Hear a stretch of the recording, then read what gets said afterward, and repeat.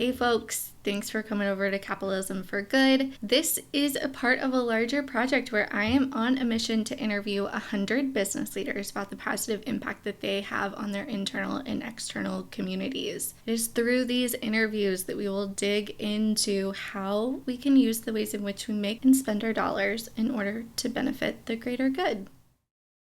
Folks, today we have Tierra Barber. She is the founder and owner of Be Elevated Candle Bar, located in Houston, Texas. And I found her through Buy Black Main Street on Blue Sky. Just as a reminder, there are links to that handle, Be Elevated Candle Bar, as well as all of the other folks and places that are mentioned in this conversation in the show notes, as well as in the company mentions document on the Patreon. Buy Black Main Street has a website with all these different city guides for places all over the US, and they featured Be Elevated Candle Bar in the Houston one, as well as other places, but truly the mission and the story behind Be Elevated Candle Bar just really stuck out, and I am so excited that she agreed to be a part of this. Also, heads up on this, I go in more in depth as to the why in the latest Between the Interviews episode, the one that's titled,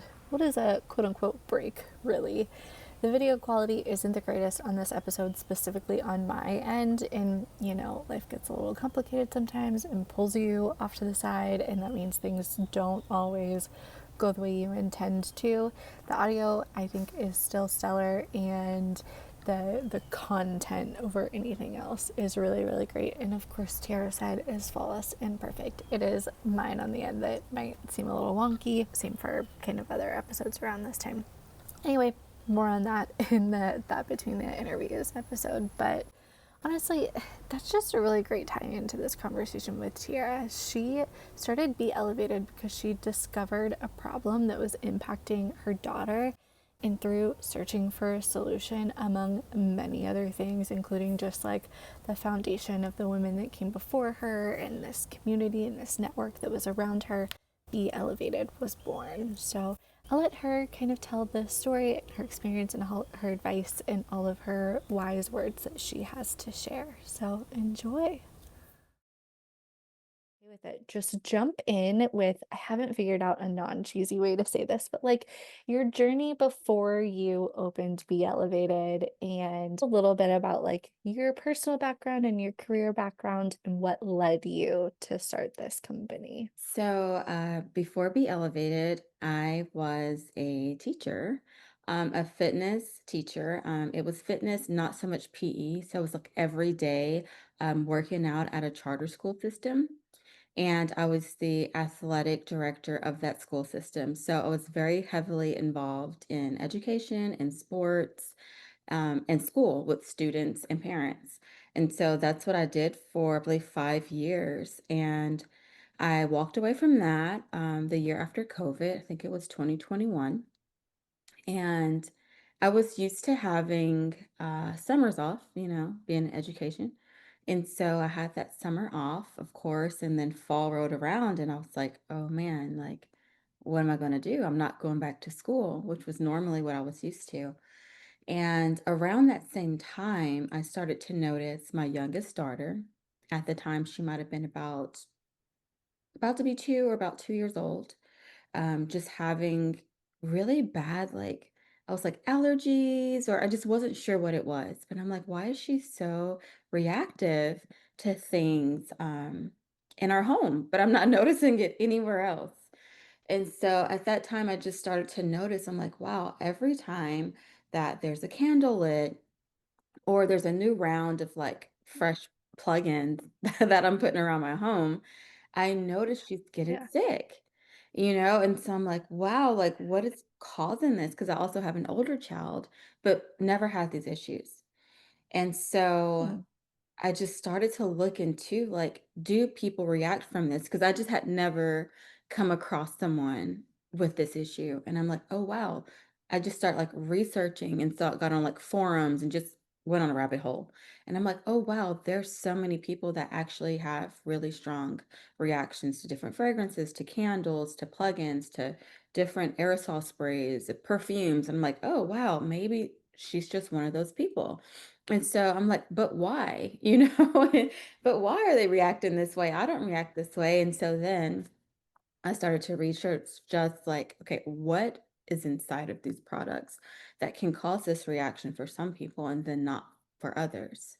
And I was just like Mhm. blown away at the amount of things that were in the products that we bring into our home that we just aren't aware of. I mean, and also that we eat. I was just never someone that was Mhm. aware or raised to think about really anything. We just bought what we could afford. You know, I did grow up, we were poor, you know, we got what we could and we bought what we could. And most of the time when you grow up in like, you know, a food desert, you get what you can afford. And most of the time that is just not quality things, you know? So we're eating hot dogs, we're eating Vienna sausages out of the can. That's what we're eating and it's normal. And so I was just Yeah. like, wow, you know, this is really what we're like taking in. This is what we're breathing in. And it's really bothering her because she's like a baby, she's a toddler, and she's not used to these things. So I'm like, I have to solve this problem because I grew up with my mom just, we always had a candle. I remember like Christmases, we would get like $10 to Mhm. buy everyone gifts. And my mom loved candles and things that Yeah. smelled good. So I would go to like the Dollar Tree and the dollar on my mom would be spent on like a horrible like candle, right? But she would burn it and she would love it. And it was Mhm. always a thing. And or like buying potpourri or like the incense because they were just so cheap. But like she always made sure like our home smelled good to us at the time, right? And so, like, I always made sure my home had something in it, even as a college student, a broke college student. I would have like potpourri, I would have something in my home. So I did not want to give up that, you know, like I wanted to have my fragrances, I wanted things to smell good. So I always tell people I went on like the University of YouTube because you can learn anything from YouTube. And I learned how to make Mhm. candles and I started learning about clean versions of candles you can make with better fragrances, like fragrance oils and essential oils, and better wax options, Mhm. better wick options. And I just started experimenting until I found one that worked for my family and for my child and that I could burn in my home. And there was just like no reaction to it. And was, like, pleasing to her as well. Like, I I would see. start burning, like, eucalyptus, in her room or around her room. There's, like, a little thing by her room, and it will actually help her, you know? So I'm like, "This is actually really cool to see that if I choose better ingredients, that it actually can help instead of hinder." And I started thinking about that with food also, you know? If it's just, like, better ingredients, it helps you instead Mhm. of hindering, you know? So that's pretty much, like, what made me launch into candle making and just a little bit about the background of where I came from. Do you think that that background in education, specifically like fitness education, is what just naturally led you to be the person to be like, University of YouTube, let me Google, like, what do I need to fit? Like, I'm going to figure this out kind of thing. Because there are other people that'll just be like, oh, I don't know what's going on here. I don't know what that is. But I feel like people like you with that education, you're like, well, we can learn, we can figure this out here. Yeah, no, for sure. I've always too like I feel like I'm a lifelong learner. In college, I think I switched my major like 5 times because I was interested in everything, and so I love to learn. So whenever there's a problem that comes up, I am like, okay, gotta solve it. You know, and even if I you can't solve it, I'm gonna figure out, you know, who can solve it. So Mhm. definitely, I would say like being in education, I wanted to learn just more about it, and I think that honestly transpired into me wanting to conduct classes so that people can learn how to make a candle themselves. So I think that kind of branched off into that also. I'm like, wow, I guess I am a teacher at heart, even though I thought like education is too much. I want to quit. I'm like, maybe it's still in me. It's like you just evolved into a different part of education. So will you talk a little bit about that? Like it's not just a candle bar, it's not just a retailer that you have. You really have like an ecosystem. I mean, I could also like jump us down the rabbit hole of like community. Like you have a gathering space. Like what was your kind of vision for Be Elevated when you were launching? Or even now, like how has that evolved? Yeah, so at the launch, I mean, initially it was just to fulfill a problem that I was having, right, for my home. And um, I've kind of learned now, like speaking with other like small business owners, that's kind of how they started too, just like solving a problem they had. But that's what I did. And um, I have a really dear friend who encouraged me to start selling at markets. And she's like, you can sell this tier. It looks really great. You have labels and everything. Because I was making labels for my own home because I'm just that way. And so I Mhm. did, and I was like, "Okay, this is great," but also I'm just very driven.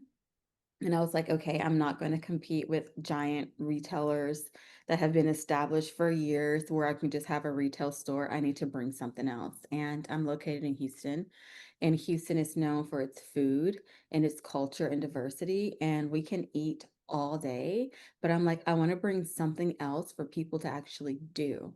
And so that's how I kind of branched from just like having retail candles to like creating a space where people can actually come in and learn. And so with the candles, of course, I started to just learn more about scent. And, scent is linked with memory. And so that's why you can like be somewhere and smell something and it'll take you back to your childhood, like you remember a certain smell, you think of your grandma's apple pie or something. And so I wanted to create a space where people could come in with their loved ones, with their friends, by themselves, whatever, and create a candle, choose from multiple scents, blend them, teach them about the blending of fragrances, and create something so specific and customized to them that whenever they're out in like 20 years, could smell, get a whiff of that scent, and remember, like, oh, I made this at this little candle bar in Houston years ago with these people. So I really wanted to like bring something to my city and to the people here. Like I said, a gathering where I can teach them and lead them through these classes, a skill that they can also take with them. I've had people who have taken our class, which is just a short class. It isn't extensive, right? You just come and make your candle. It's about an hour, but they've gone on and contacted me like via email or have come back into the store and they're like, I think I want to take up candle making, and like now I have like kind of coach them through like, okay, well, this is kind of what I've done and what I've learned. So it just kind of goes full circle. And I'm just so thankful for that. And I'm such a person of faith that I just really believe like God has placed me here to do this and like the gathering of people and to bring like joy and light. And I think it's so interesting too that it's like, be a light. And I'm like, have candles and I'm out trying to be a light to people in the city of Houston and people that travel in through candle making. I love that comparison with you being a light and then you have this vehicle of like creating light with your business. That I love that so much. I mean, I have so many different questions and so many different places that we could take this, but I really want to hear more about that. Like, how do you make these decisions? Is it gut? Do you feel like it's like you're being drawn to certain things? Like you've got all of these different opportunities, you're finding these skills. Like, what is it that's like from a day-to-day purpose that kind of drives you to be like, okay, this feels right. This is what we're doing. Yeah, like I mentioned, like I really am a person of faith and I really do go off of like discernment, Yeah. and I believe that's a gift from God Mm.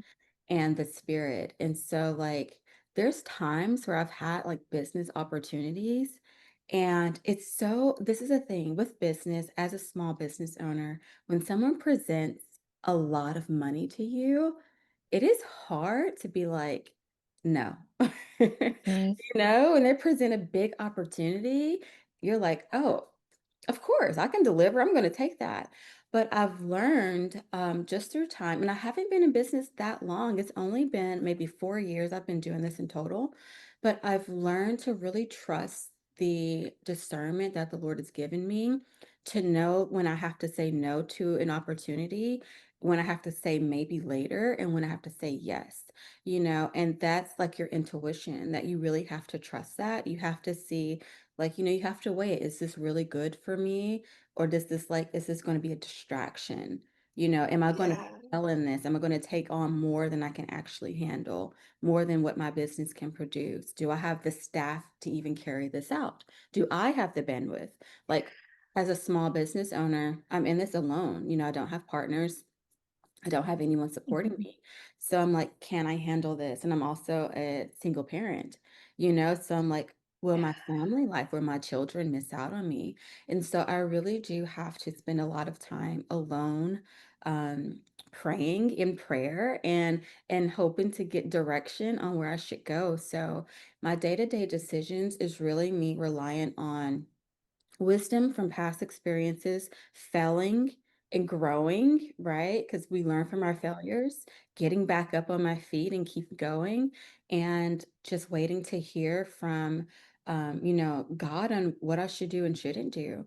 And being patient in the waiting has really opened so many doors rather than biting at every opportunity because just because it's there does not mean that it's good for you. That patience piece, man, that speaks right to me. I feel like that is something that I am actively learning and practicing in real time and every day in my own life. I was someone who like really prided myself on just running a million miles an hour, doing as much, filling my day with like as much as I could. And in the past few years, I've definitely been more intentional about like slowing down and taking a breath and taking more time to like evaluate what's going on. And that has been it's been life-changing for me in a way that I never would have expected it to be. And the other piece is, especially in this part of this project with Capitalism for Good, I when you're talking about like intuition and saying no to money it's just like kind of presented to you in this flashy way. But also these pieces about like being a single parent and being a woman in business and these kinds of things like it having a friend encourage you to start your business. I was speaking to Lindsay McCoy. She owns a sustainable shampoo and body wash company. And she was talking specifically about how cool it is that she's come in contact with all of these specifically women who are using businesses to solve problems, just exactly like you were saying. In that, like, this is a sweeping generalization, but they're like these big men that are in power of these big giant companies and they're here to make a lot of money. But then we have this like cool community of women that are like, all right, well, I can do this, but I can do this for good. I can do this to solve a problem. I can do this to make my children healthier. I can do this to educate people. I am curious what your experience has been in kind of that network and how that's influenced you. Yeah, for sure. Definitely. I have learned that before launching Be Elevated, I don't know if I had any kind of contact with like business owners that had like specifically like brick and mortars versus like Mhm. e-commerce or maybe people who were like, self-employed through like hairstylists or something like that. And so I've come across now more women with like brick and mortars and who have a space and who are like mass producing things or serving customers with a lot of customer interaction. And I've come to learn, I'm like, wow, we really have started a lot from trying to solve problems that we ourselves were having. And nobody was kind of helping us, you know, no one else was helping, like getting it done. And we were like, well, we're going to get it done, and the women I've come across have been so helpful and so kind. And there's no competition. Like I heard this quote such a long time ago, but it was like, you cannot compete where you don't compare, right? Like there's no competition. Everyone is on their own level. There's no comparison, like comparison is a thief of joy, and that's like biblical. But like, there's no comparison. I actually have someone in Dallas who does candle making, and she has a candle making workshop. It's like a DIY workshop. She reached out to me, and she wants to connect and network. And I'm like, this is amazing. Like, yes, let's do it. I have a couple women in California who are in the same, business. And it's like, there's no competition. we talk to each other, we tell each other our problems, like we help each other work through it. And it's just so amazing to see us come together and love on one another and help one another and exhort and encourage one another. And it's honestly beautiful. It's beautiful. And it's not about, I mean, I understand the importance of money, right? Like I need money to pay my bills, right? Right, Have exactly. to have life, Uh-huh. but I'm not driven by it, you know, and that's what's Yeah. important. Like I'm not my goal starting this wasn't so I can make a bunch of money. It was just so that I can make something I can burn in my home that would not cause my child problems, right? I did not want to cause her to have asthma attacks. So this is just how it started. And then I wanted to present something to the people. And I really believe when you go into business with the mindset of I want to serve people, I want to serve Mm, others, you know, that there's something else that works for you in the greater good, especially when you really try to maintain that.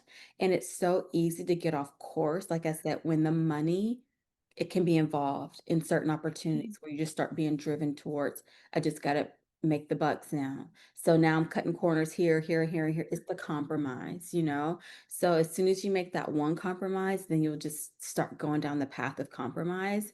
And I feel that that translate in your personal life and business. So I really try not to be a woman that compromises in any area of my life mm, because as soon as I will in my business, I will start to do that personally. And I have lived a compromised life and I am now 36 and I mhm, refuse to live a compromised life anymore, like moving forward. So I mean, just 1000% the help of others, loving on people, helping each other, not gatekeeping, right? Like there's so many people in this world. We can service everyone, yeah. okay?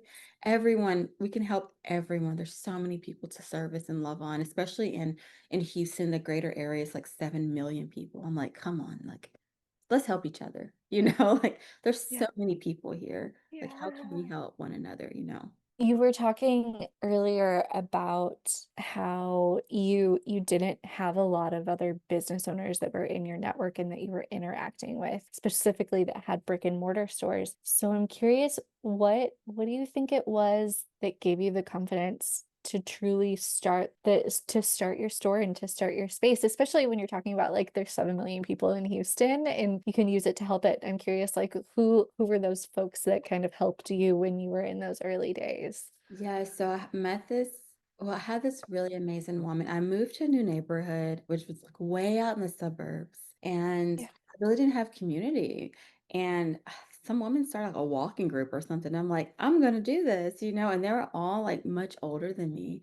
But I joined and I started walking with this lady, and her name is Tasha Stanley, and she is so amazing, even now. And she really became like such a mentor to me. And she just encouraged me even when, like, she's like, "Make your candles." And then when I wanted to, like I'm like, "I think I want to open a store." She's like, "I know someone in commercial real estate to help you." And she just connected me to this woman, and she just encouraged me. She was the first person, I think, to, like, buy candles for me. She hosted something in her home, like a women's thing, and she let me set up a little mini market in her home. Like, so she really was such like an inspiration and big supporter of me and a mentor and really pushed me. And so when I started the actual store, I was terrified because I ended up actually selling that home and I had a lot of equity in it. And I used that equity to start my business. And I was terrified. And I was like, oh, this is all my money. But I just had, you know, a feeling like this is what I need to do. This is going to be my career Mhm. moving forward. I'm going to be a businesswoman. I'm going to be an entrepreneur. I'm just going to have to hustle and grind.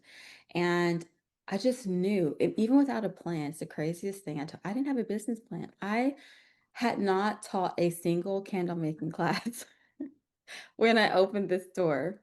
Mhm. And I know most people are like, "Oh, they travel and they do little ones and Yeah. then they open." No, like I had not opened I had not taught a single class. I opened the store and I was like, "I'm going to teach a class. I'm going to be forced to teach it." So I'm like, "I know how to make candles. I'm just going to teach and what doesn't work and what does will and I'll just keep developing and I'll just talk to Mm. people and, you know, I'll figure it out. They'll understand. Like people are understanding when you explain to them. And that's honestly how it went. And it's worked out.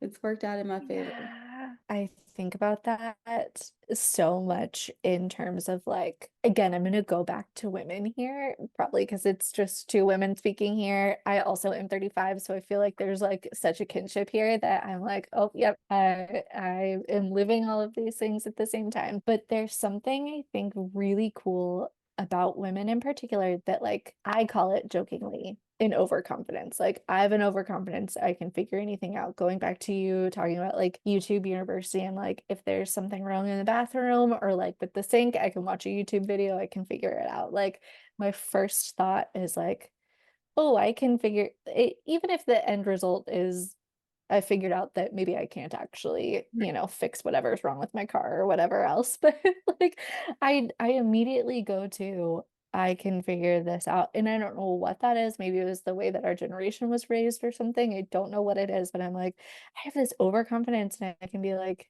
yeah, or maybe it goes back to intuition. I don't know with you talking about that like, I don't know, just like following your guts and being like, yeah, maybe I haven't written up a business plan or I haven't taught a candle making class, but I know that I can do it, so I'm going to do it. And we're gonna feel like that sheer determination there. Yeah, no, seriously. And I'm in Houston alone, right? So I don't have family to depend on. So you do kind of get that like that independence where it's like, I gotta make this happen. Because then what? Like if this doesn't work and I've spent all my money on this, what am I going to do? And so it's really like you just have to get it done. You have to. It's like sink or swim. You jump in a pool, what are you gonna do? And Yeah. so I really do, maybe it is our generation, honestly, and of like just having to do things ourselves, and I think about when I was younger, my mom did raise me and my siblings to be really independent. It was like go outside and Mhm. play, figure it out. If me and my Yes. brothers were fighting, or my sister, it was really like, figure it out or you're all in trouble. And so we had to sit and figure it out. And maybe we fought, but then we apologized and we were back playing in 2 minutes. And it was like, you just figure it out. You didn't go to other people to solve your problems. And I love how you like brought me back to that. And I do feel like it was the way that I was raised. It was like, there's a problem, you have a brain, you're a logical thinker, think it through, don't rush anything. My grandmother was great at making me think. I would have a question. I remember I always had questions. I was a very inquisitive child. And I would go to my grandmother, who I spent a lot of time with, and I would ask her questions, and she never gave me an answer, ever. She would say, the encyclopedias are in there, go look it up. And so she had this like 1978 edition Britannica encyclopedias, like brown encyclopedias.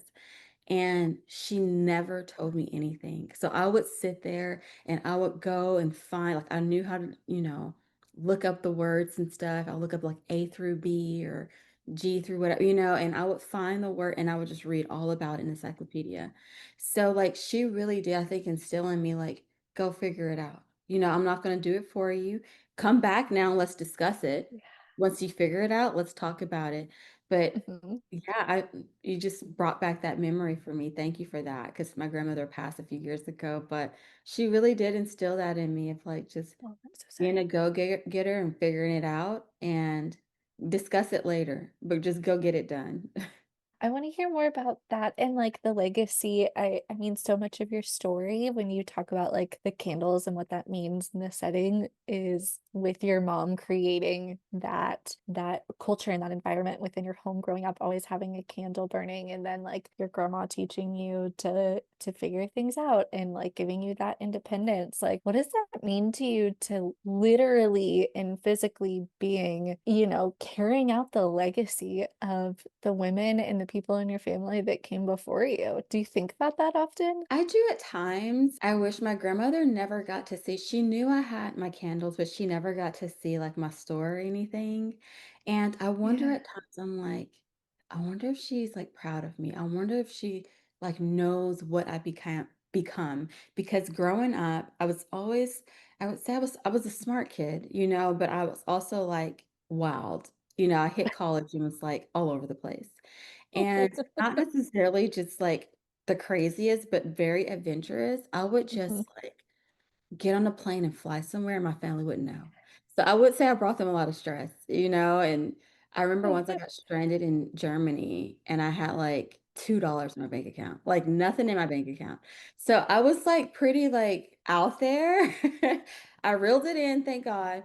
But I was also like just they taught me very well. They raised me very well with good values. And in the word, it says, bring a child up, raise a child, and they'll always go back to those seeds that were planted. And I feel like I've come back to that now, like as a mature adult, and I do think about that. And I was heavily influenced by my grandparents, very heavily influenced by them, spent a lot of time with them because my mom worked a lot.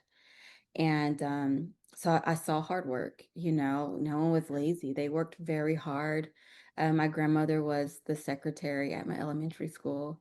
So I Oh, got up early every morning and went with her. And she was the type of grandmother we had to have all of our clothes ironed for the entire week on Sunday. We had to know every outfit through Friday, and it mhm. had to be ironed and ready to go on Yeah. Sunday. In the morning, had to get up and make our beds every morning.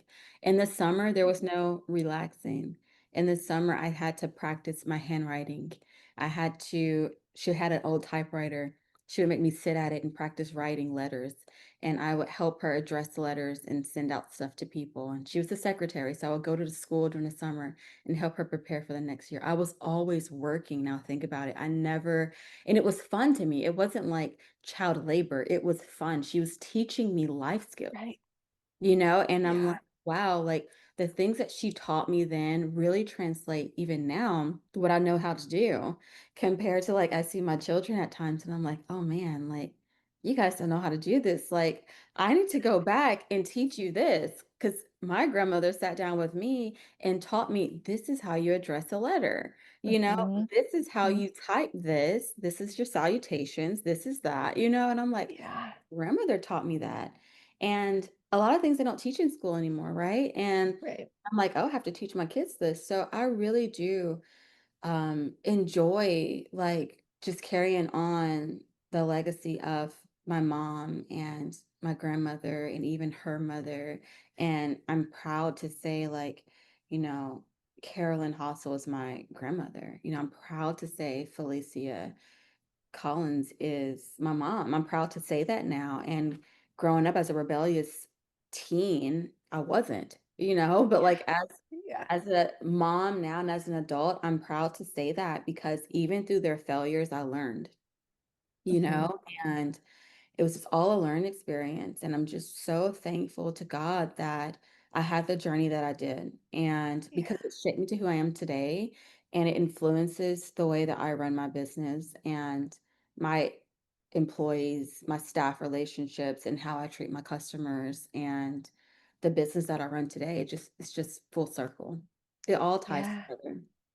Yeah. Can you talk a little bit about that part that you just ended on with like your employees and the way you run your business? Like, I'm so curious what your leadership and your mentorship philosophy is like, and like how do you create that stability and that culture within your company these days? Yeah, so I can definitely say in the beginning, I had no idea what I was doing. I was just hiring Yeah.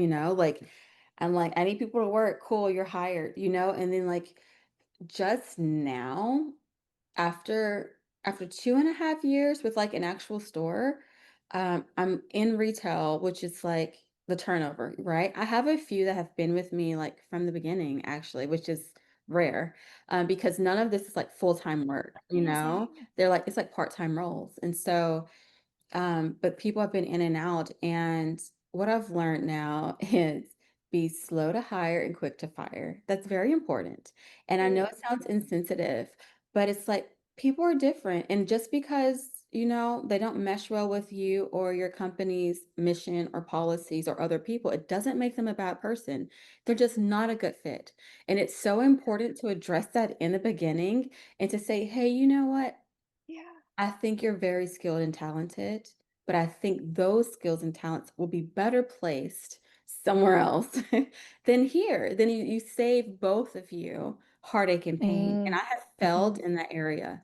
And because of my failures in that area, I have learned. So moving forward, I hope to not have to put myself, my employees, the store, the customers through any discourse because of that, because of the fear of making people uncomfortable or having hard conversations.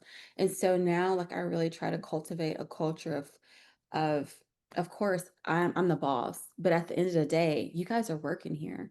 I value your opinion.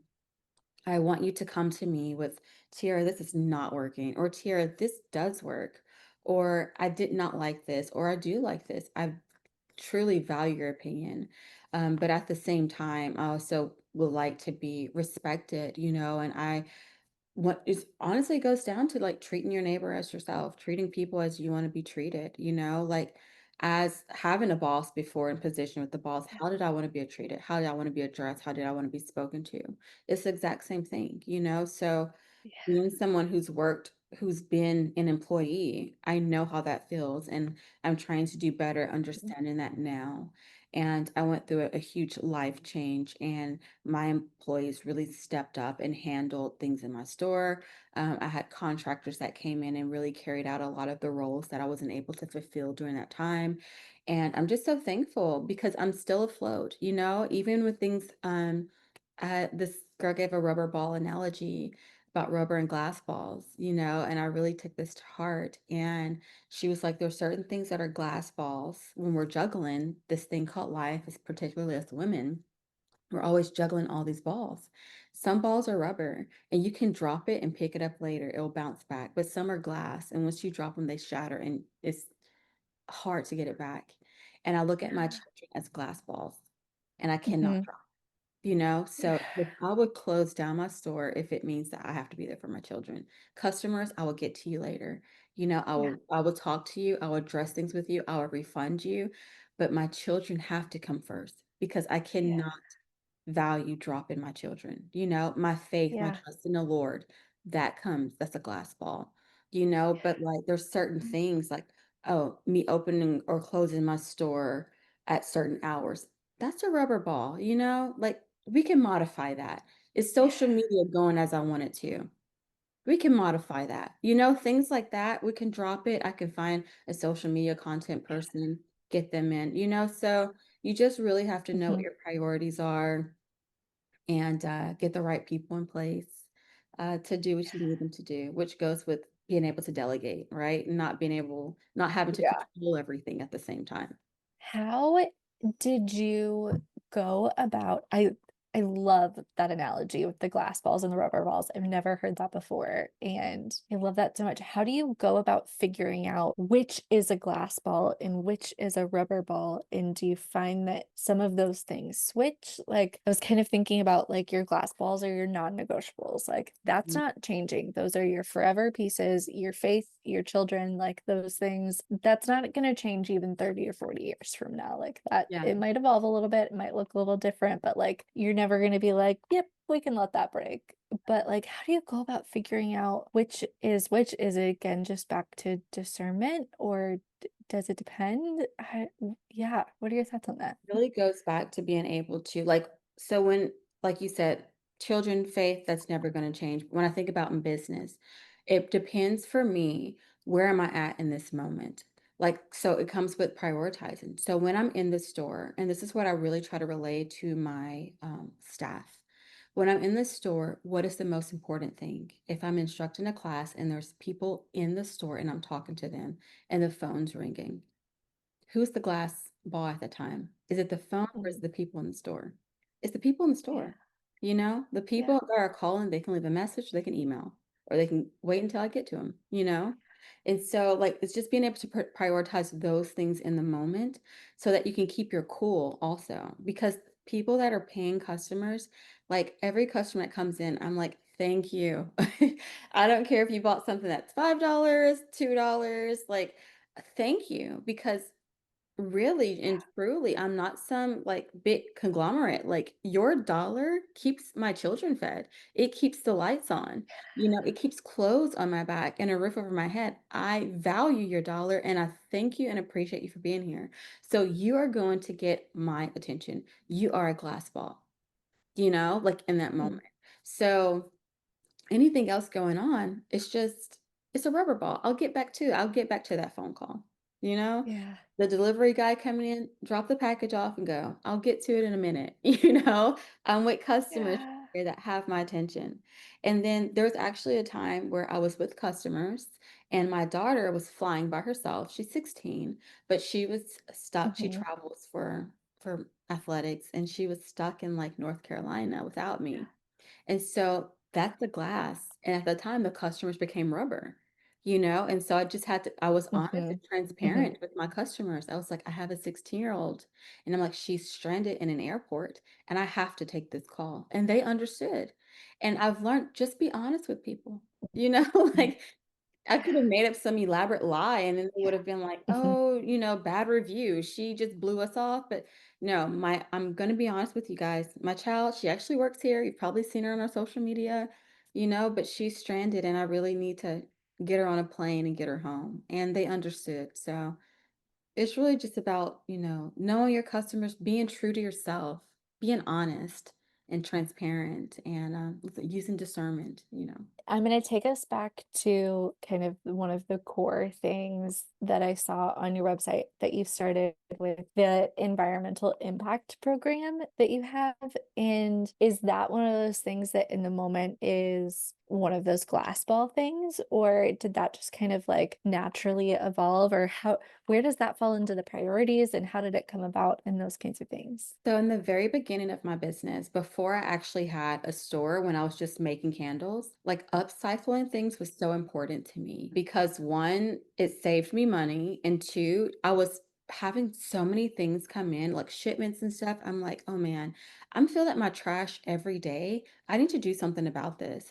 And so I just started to reuse everything that I was receiving. So like even like my cardboard boxes, outside of recycling them, of course, I was using them, I was shredding them and using them to fill in for shipping, you know, to put around the candles. I was just like reusing everything.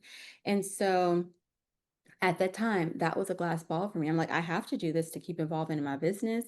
And I'm not making that much money. This helps me save money. I have to get this out to people. And I also have to help the environment.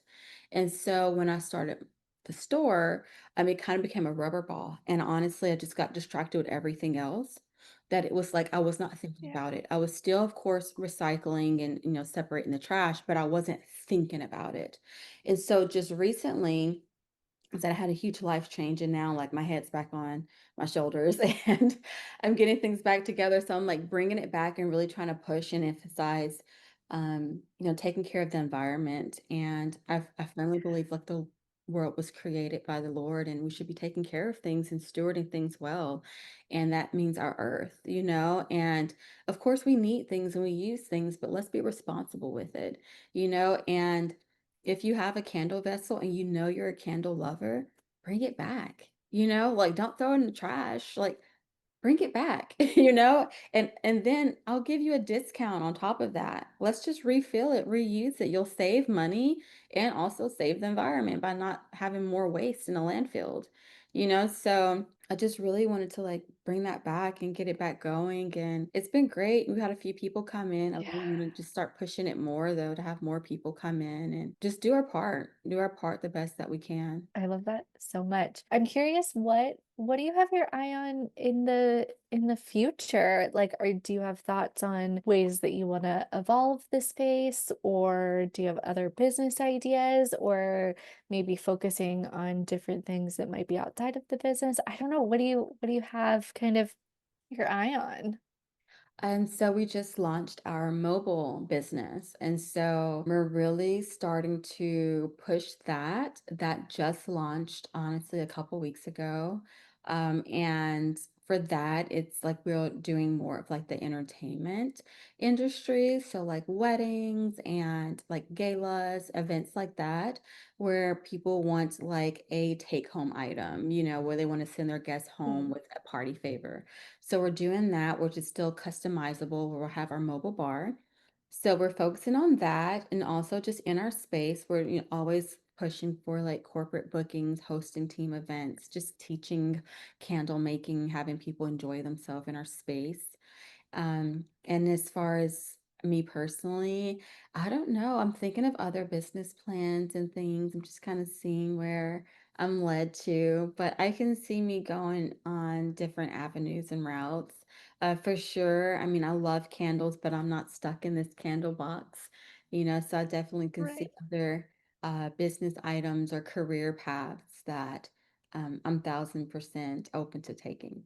I'm so curious if you just started this mobile portion of your business, what are some of those like lessons learned, maybe like quote unquote failures from the first time around from when you like originally launched? Like what are those things that you learned or like advice that you have from other people now that you're like kind of in the thick of that part again? Yeah, I would say like really airtight contracts. Yeah, yeah. Airtight contracts, because you'll be surprised at the way people cannot be honest at times, Right. and like, the chargebacks and calling the bank and saying, "Oh, I didn't do this service," but it's like, yes, you did. So airtight contracts, that's the Hmm. thing I would tell small business owners, get your contracts together. There's so many resources now to help you with ChatGPT, or if you have legal, I have legal now that helps me with certain things, and get those contracts together. So now for our mobile bar, we have our contracts, we have all the fine print to discuss with people at panel, like this is what we're delivering. Do you have questions before signing? Work all that out. So definitely important to get your contracts together.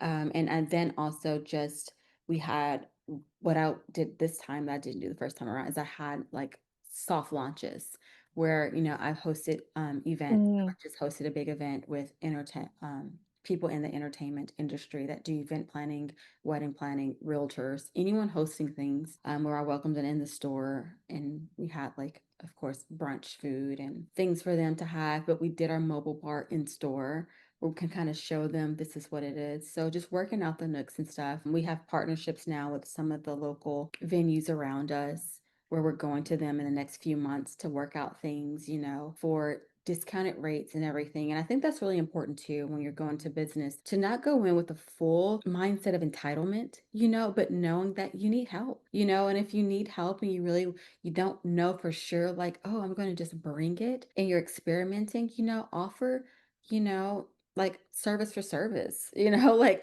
offer a hmm. discount, like, hey, like I kind of need your help. Can you cover the supplies? And I just offer my service to make Yeah. sure I'm getting this right.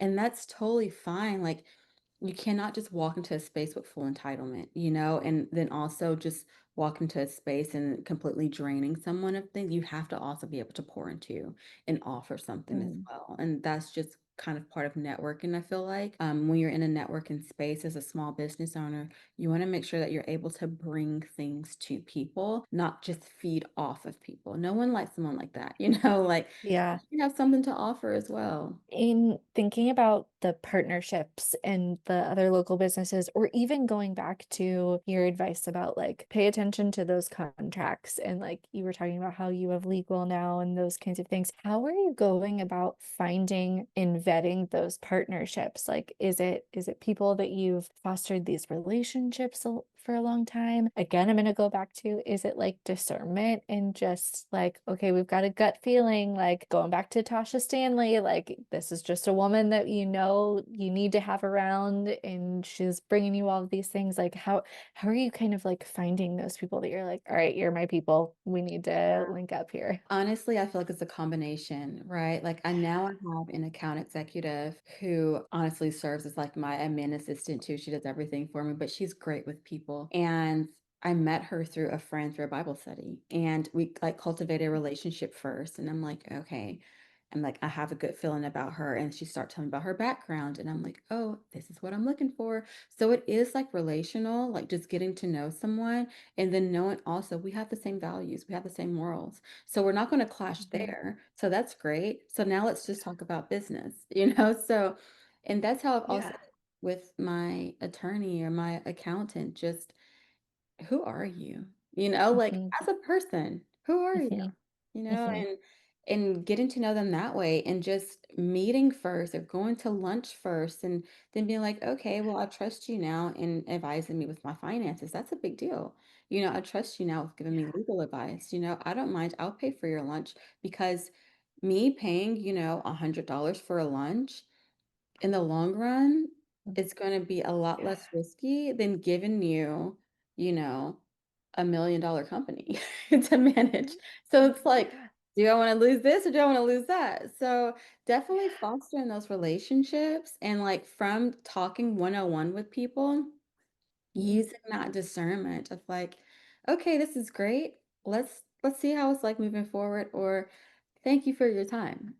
But like Mhm. so I really do think that it's just kind of all of it. And word of mouth, people being like, hey, I know someone, they're good, I can vouch for them.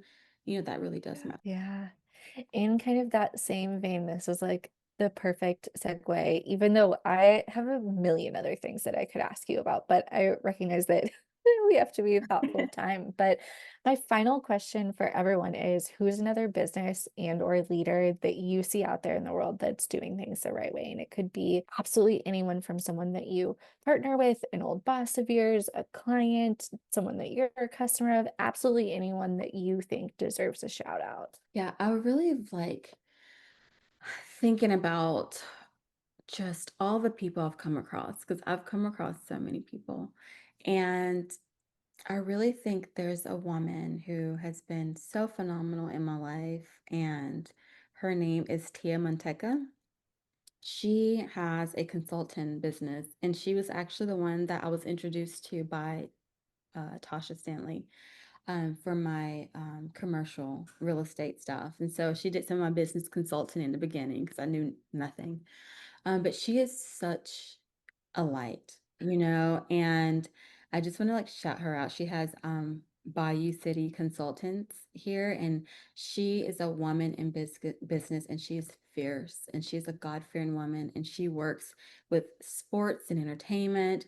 She has restaurants. She's just like she wears many hats. She's a mother, and she does it all so well, and she shows up for her friends. I can call her right now and there's no telling where she's at in the world, and she would pick up the phone for me. And that's just the kind of person she is. She does not gatekeep. If she knows someone, she will connect you. Like she is just an all-around amazing person. And I love people like that. And she inspires me to be the same way. And she's a little older than me, but I really look at her like such a big sister. And I hope to be that to the generation that's under me, that they can come to me and like, hey, I really need help with this or direction or your advice. And I just want to be able to help, like we're here for, we're not here to do life alone. And if I can help anyone to avoid mistakes I've made, then I want to do that. I don't want to see anyone fail, so they say like only a fool doesn't learn from other people's mistakes, so Mm, like please let me share with you, let me help you. I would love to. yeah, So yeah, I definitely want to shout out Tia Manteca. She's amazing. I love that. Shout out to you and shout out to you. Thank you so Thank much for you. doing this. I wish you all the best. I, it, this sounds cheesy because I end up saying it at the end of so many of these interviews, but I truly mean it. I could talk to you for hours. I have so many other questions, and I like try to keep myself from being like, okay, we can't talk for a full hour just on this one thing, although I easily could.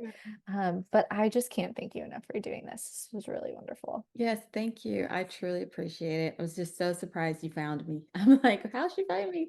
So I'm so thankful. I'm truly honored, and it's such a blessing. Thank you.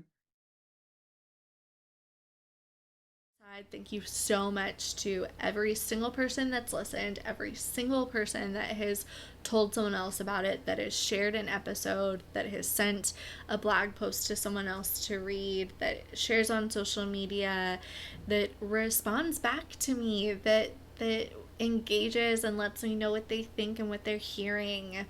Thank you so much to everyone who has subscribed through the Patreon. These subscriptions are what fund the project and keep it going. There's so many different tiers available starting at $1 and $2 a month, and each tier gets you access to different kinds of things. So, for example, the $2 a month listener tier gets you access to interviews on Thursdays, so early access to the audio and video versions of interviews that are out every Thursday, typically in the evening time. Your $3 a month member tier adds on these weekly between the interview series on Mondays. That's what I gave a little sneak peek. There are some early examples of those between the interviews that were posted on the main feed, so that folks could kind of get a lay of the land and what's behind the motivation for this project. Those reflection episodes are still going every Monday, and the folks in that member tier are still have access to those things. The VIP tier has access to merch. I really do my best to give back to those that are joining. So check the show notes for the link to the Patreon. There's a lot there if you're interested in any of the behind the scenes of like how this project gets made from the back end. Like if you are someone who is interested in starting anything that looks similar to this, whatever your topic is, like I am really open, just like I'm asking these folks that I'm interviewing about like the mistakes that they made. I do my best to be very open about the mistakes and the lessons learned that I made, plus the resources that really helped me, the people that I'm looking up to. Like I yeah, why not share my experience there? So that's all available there. And just in general, I truly want to hear from you. So please, please message me on Instagram, message me on the Patreon, leave me a review that tells me what you think of it. Email me your thoughts and your suggestions, including the things that you don't like. I got tough skin, people. You can tell me the things that I need to improve upon. I am very open about early days, early stage, that I this entire project and almost everything that goes into it is brand spanking new to me.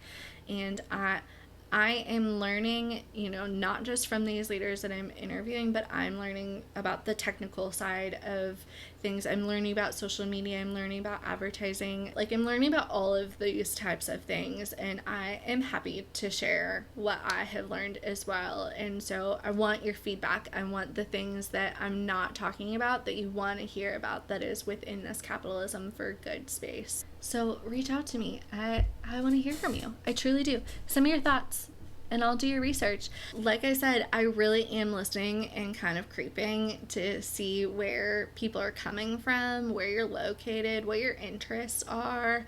And so if there's an industry or an interest of yours that I haven't hit on that you are really interested, like, send me your thoughts. If you have a question that is related to this Capitalism for Good project, I'll do the research here. So send them on over. I'm already doing it. I might as well do something that fits what you're asking for and what you're looking for. Finally, my last little plug and shout out here is if you are interested in working together to build better community, check out the business website for CFG. It's at capitalism-for-good.com. There's also a link down in the show notes. And whether you are interested in starting or expanding a community give back initiative with your company, if you want to plan a volunteer day and you don't want someone that's already your full-time employee taking away from their normal job to do it, if you're looking for a charity partner within a specific space or that aligns cleanly with your company values and your philosophy, or if you want to perhaps talk about some education around the value of community partnerships and what that can add to your business if done well and done efficiently and effectively, I would love to help. So I'd be happy to get on a phone call, see how CFG can help you with your community goals. Once again, would love to hear from you if you've got thoughts, needs, questions, interest anywhere within that space. I truly believe that we are stronger when we work together and that we can truly make a really impactful, positive future if we just put all our brains and our skills together and leverage those things to build better community. So, all right. That's enough. Let's go leave this place better than we found it.